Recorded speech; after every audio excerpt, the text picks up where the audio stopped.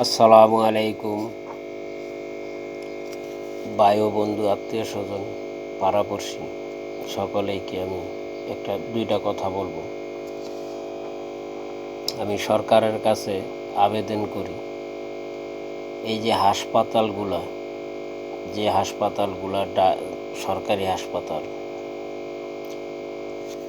সরকারি হাসপাতালে গরিবের যাওয়ার কোনো রাস্তা নেই। একটা মানুষ যদি মারা যায়, হাসপাতালে গেলে টাকা, সরকারি হাসপাতালে গরিব দুঃখীর চিকিৎসা করার জন্য সকলেই যাওয়া হয়, কিন্তু ওই গরিবের জন্য সরকারি হাসপাতালে গেলে দেখা গেছে লাশ আনতে গেলে 5,000, 10,000, 20,000, 30,000, কিন্তু গরিব এত টাকা পাবে কোথায়?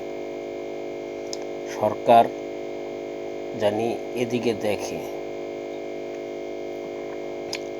গরিবের 5 তলা বাড়ি নেই, গরিবের ঘুষ খাওয়ার তৌফিক নেই, কিন্তু ডক্টর ইউনূস সাহেব, আপনার কাছে অনুরোধ করি, এই দুর্নীতি চিপায় চাপায় আনাচে গানাচে পথে ঘাটে প্রতিটা জায়গায় এই দুর্নীতির আকড়া বিচ্ছিন্ন করে দিবেন। আমরা কোনো দুর্নীতির দেশ চাই না, এই দুর্নীতির থেকে আমরা বাঁচতে চাই। দুর্নীতি প্রতিটা মহল্লা, প্রতিটা এরিয়া, প্রতিটা এলাকা, প্রতিটা জায়গায় দুর্নীতি মুক্ত করে দিবেন, এটাই গরিবের চাওয়া। গরিব চায় না সংসদে যেতে, গরিব চায় না কোর্ট কাছারি যেতে। যেই জায়গায় সবচেয়ে উচ্চ পণ্যর জায়গা, আইন বিচারকের জায়গা, সেই জায়গায়ও দুর্নীতি যদি হয়, তাহলে সাধারণ মানুষ আমরা কোথায় যাব? আমি লিখতে পারি না, পড়তে পারি না, কিন্তু ইউটিউব চালাইতে পারি, ফেসবুক চালাইতে পারি, টিকটক চালাইতে পারি, কিন্তু লেখাপড়া জানি না।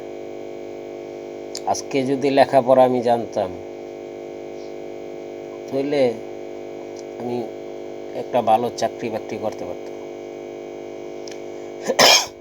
কিন্তু আমরা লেখাপড়া জানি না দেখা এর লেগে আমাদের কি কোনো সরকার কি আমাদেরকে দেখবে না? আমরা কোনো বাদ কাপড় চাইছি না। সরকার যদি আমাদেরকে দান করে, সেই দান জিনিস আমরা খাই। আমাদের সামর্থ্য নাই যে আমরা লাখ টাকা দিয়ে চিকিৎসা করাবো। আমাদের ক্ষমতা আছে আমরা সরকারি হাসপাতালে যাওয়ার, সেই জায়গায় দুর্নীতি। কোর্টে গেলে সেখানেও দুর্নীতি, চাকরি লেগে গেলে সেখানে দুর্নীতি। এই দুর্নীতিটা এই দেশের থেকে বন্ধ করে দেন। প্রতিটা চাকরিজীবীর লোক, তাদেরকে ইনকোয়ারি যদি করেন, তাহলে দেখবেন কত হাজার কোটি টাকা ওরা দুর্নীতি করছে, আত্মসাৎ করছে। এই দেশ রাজনীতি আসুক, কিন্তু আজকে আমরা জনগণ জনগণ নাই। চায় যেমনি পারছে সেমনি দেশ লুট্টা পুট্টা খাচ্ছে। গরিব কি করবে? এই গরিবের দিকে একটু লক্ষ্য করে আপনারা দেখবেন। আর ডাক্তার ইউনূস সাহেব